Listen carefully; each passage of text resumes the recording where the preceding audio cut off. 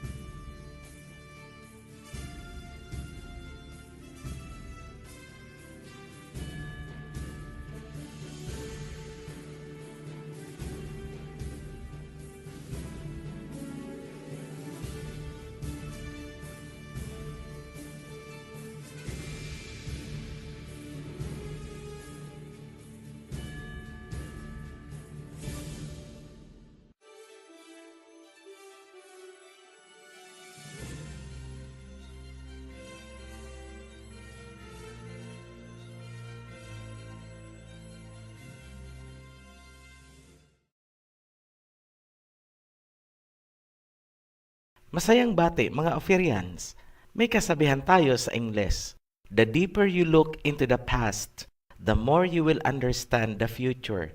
Sa pag-aaral ng prophecy, sobrang mahalaga ang nakaraan. Kailangan munang lumingon sa nakaraan upang maintindihan ang hinaharap. Nasa Biblia po yan.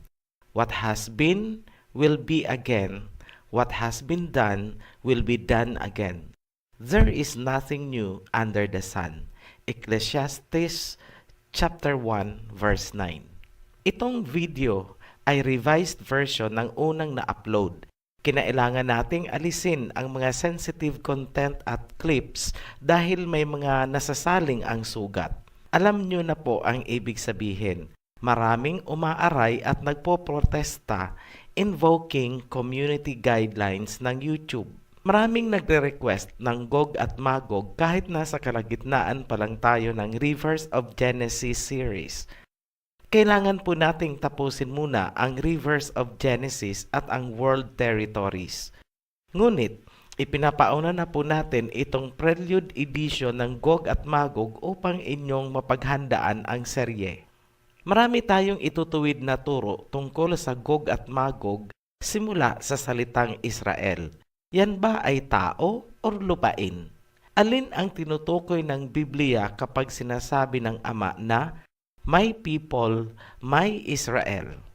Balikan natin ang Genesis kung saan unang lumabas ang salitang Israel. Nakipagbuno si Jacob sa angel. Matapos niya itong matalo, sinabi sa kanya, "Mula ngayon, hindi ka natatawaging Jacob, kundi Israel." Sa makatuwid, ang salitang Israel ay tumutukoy sa saling lahi mula kay Jacob at hindi sa isang lupain. Kapansin-pansin yan sa mga salita ng Ama kapag sinasabi niya na, "My people Israel." Yung mga tao ang tinutukoy at hindi ang lupain. Tandaan na ang totoong Israel ay nagmumula kay Jacob.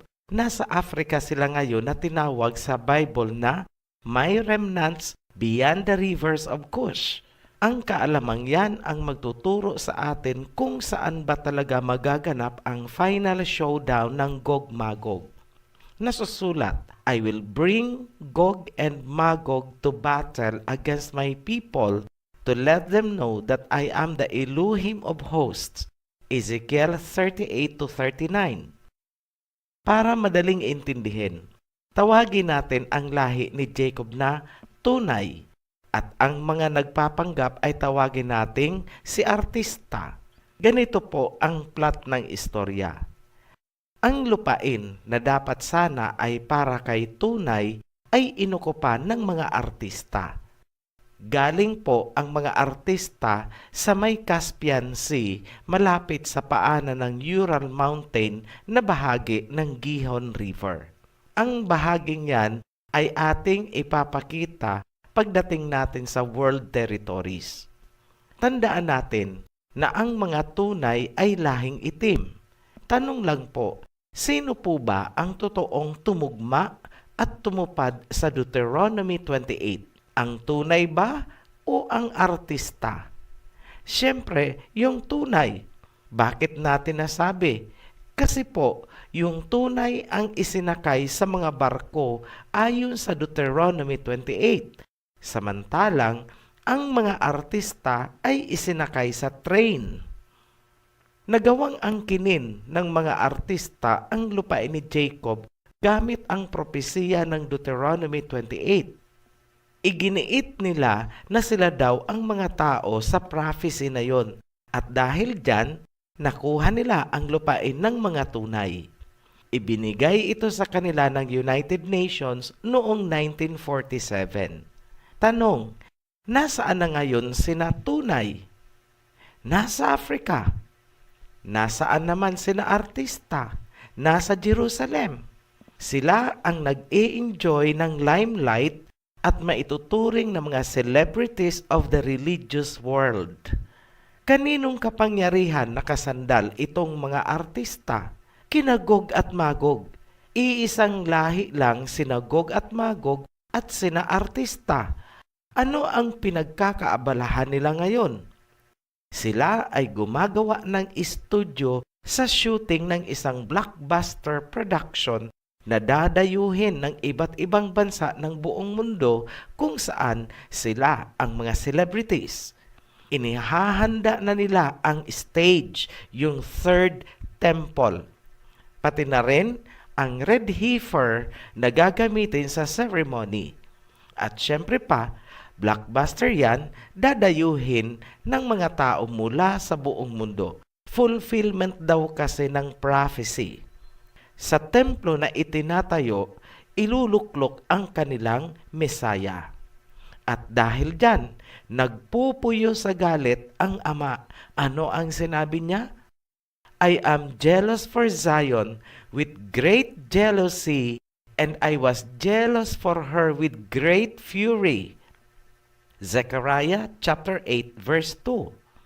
I will bring Gog and Magog to battle against my people to let them know that I am the Elohim of hosts. Ezekiel 38-39. Dahil sa galit ng ama, hahatakin niya si Gog at Magog kasama sina artista sa isang digmaan. Maghaharap sina tunay at artista sa isang final showdown. Parang naaalala ko yung movie na Ten Commandments kung saan nakipag-showdown si Moses sa mga magicians ng Pharaoh. Sa mangyayaring showdown, lulusobin ni Gog Magog si tunay. Kasama ni Gog Magog ang buo niyang puwersa.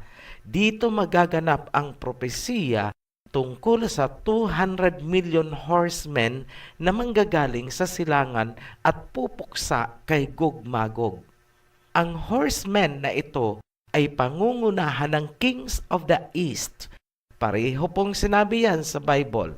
Saan dadaan ang horsemen at ang Kings of the East? Sa matutuyong Hiddekel. Ngayon, alam nyo na kung bakit pilit inilulubog sa bottom of the ocean ang Hiddekel. Hindi kaya kampon ni Gog Magog ang nagpasimula ng bottom of the ocean idea? Kasi kahit pagbalik-balik rin natin ang Biblia, magalit na ang magagalit. Wala pong sinabi doon na ang rivers of Genesis ay nasa bottom of the ocean. Wala po talaga. Kawawa yung mga believers na nag-aabang na matuyo ang Indian Ocean para matuyo din ang Hiddekel na nasa ilalim nito. At pagkatapos, doon sa mga guang ng Indian Ocean, magmamarcha ang mga kings from the east. Napaka-comedy po, hindi ba? Maliwanag na ang horsemen ay sasaklulo sa mga tunay. Ngunit ito ay binabaliktad na ng karamihan. Pansinin na ang horsemen, ang kings of the east na dadaan sa Hiddekel, at ang two witnesses na ipinakita natin sa mga naunang video ay nanggagaling sa silangan. Pero, binabaliktad yan ng mga bulaang propeta. Sinasabi nila na ang Gog-Magog ay manggagaling sa silangan. At ito daw ay ang China at Russia. Wow! Abangan nyo po itong Gog-Magog series natin dahil tutumbukin natin kung sino ba talaga si Gog-Magog, saan magaganap ang sagupaan, at kung luluubin na makuha natin ang eksaktong lokasyon ay kung saan ililibing si Gog at Magog at itong kanyang puwersa.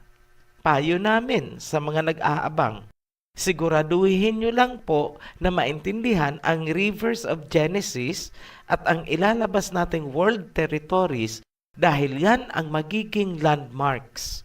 Dapat nyo rin kilalanin ngayon pa lang kung sino ang mga tunay na Hebreo na ipinakita natin sa King Solomon's Relation with Filipinos, Crispin and Basilio series, at ang Two Witnesses series dahil sila po ay mga tauhan sa Gog and Magog series.